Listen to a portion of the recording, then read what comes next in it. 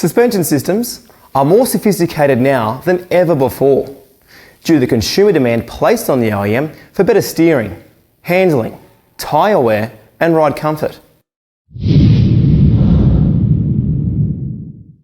Suspension systems fit into three primary groups: dependent, semi-independent and independent. Their job is to help keep the wheels on the ground under all driving conditions.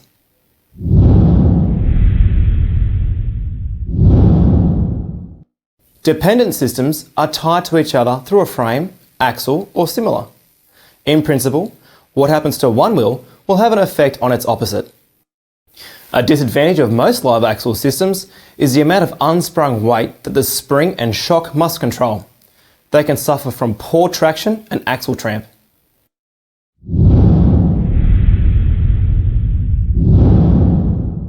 Semi-independent systems are used for rear suspension in many front-wheel drive vehicles. Although there is a solid connection between both rear wheels in the form of a beam axle, it will flex with individual wheel movement. The twisting action not only permits semi-independent suspension movement, but will also act as a stabiliser bar.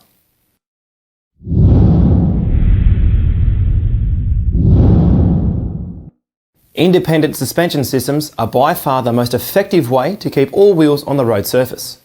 An impact on one side will have little or no effect on the other. Independent suspension systems may be used in the front or rear of the vehicle. Linkage arrangements are modified to suit the drive configuration.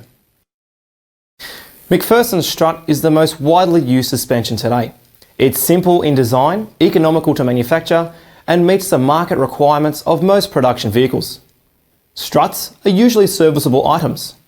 The outer tube holds the lower steering or stub axle support, which in turn is attached to the lower control arm.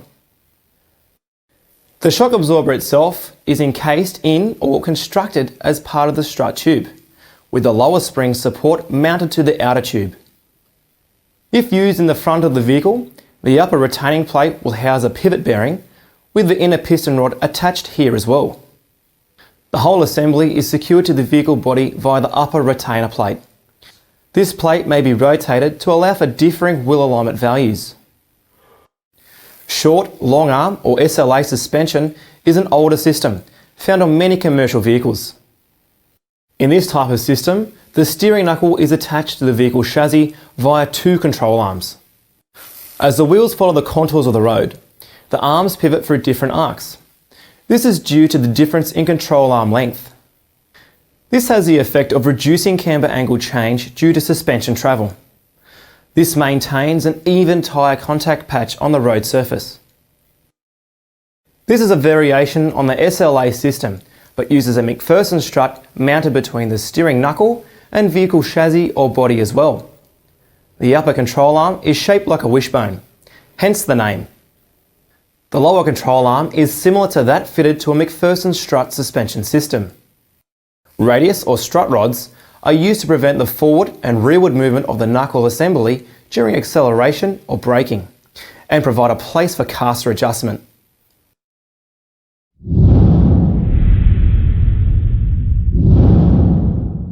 Multi-link suspension systems are becoming quite common in the rear of modern vehicles. They take up less vertical room than a traditional strut system and provide more options for adjustment, stability, comfort and handling.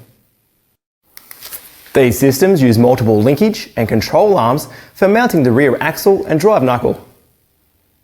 Double wishbone, trailing link double wishbone and trapezoidal link are a few of the different styles of rear multi-link suspension systems available from OEMs. As these systems use multiple arms, pivots, links and joints, they are very expensive to manufacture, so don't expect to see them in lower budget vehicles.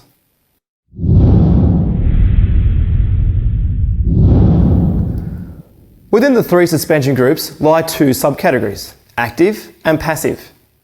While most common suspension systems fall into the passive field, that is, responding to a bump only after the wheel has made contact, more and more manufacturers are now fitting active systems to their vehicles. Active systems use an onboard management system to constantly monitor and adjust the ride qualities and handling characteristics of the vehicle by altering the shock dampening and spring rates. Keep a lookout for our other modules on active suspension.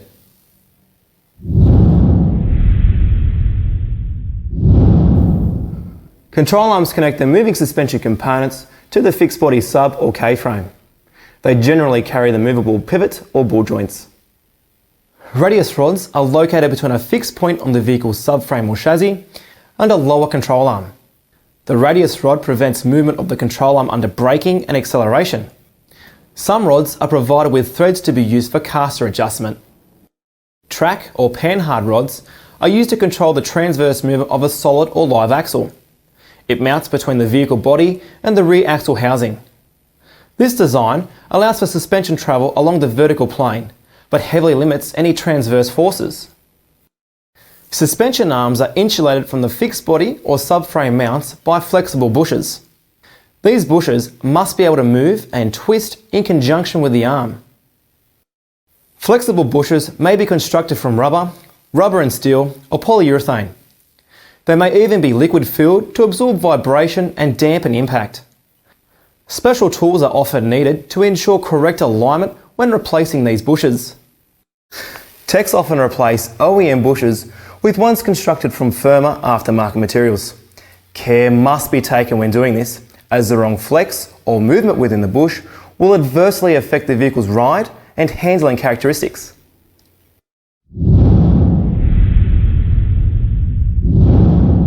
Most vehicles use ball joints as the pivot points at the end of the upper and lower control arms.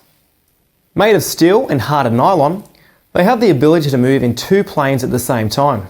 Ball joints may be either load-carrying or followers. A load-carrying ball joint supports the vehicle's weight and can be either compression or tension loaded. This all depends on whether the force acting on the joint tends to push or pull against the ball and socket. Follower ball joints, or more commonly known as friction loaded, do not support the vehicle's weight. They merely offer a movable anchor point for the control arm. Some ball joints have an attached grease nipple used for periodic maintenance, although most passenger vehicle joints are now non-serviceable items.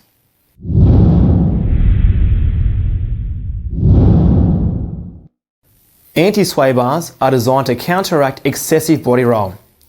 Made of spring steel and anchored to the suspension through link pins, they twist in relation to the body movement.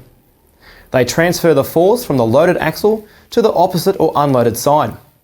This transfer tends to level the body, while at the same time adding to the vehicle's stability. The purpose of all steering and suspension components is to ensure that the wheels remain in contact with the road surface. As market competition and consumer demand increases, OEMs are constantly pushing for innovation for safety, directional stability and comfort. As always, keep training and stay ahead of the game.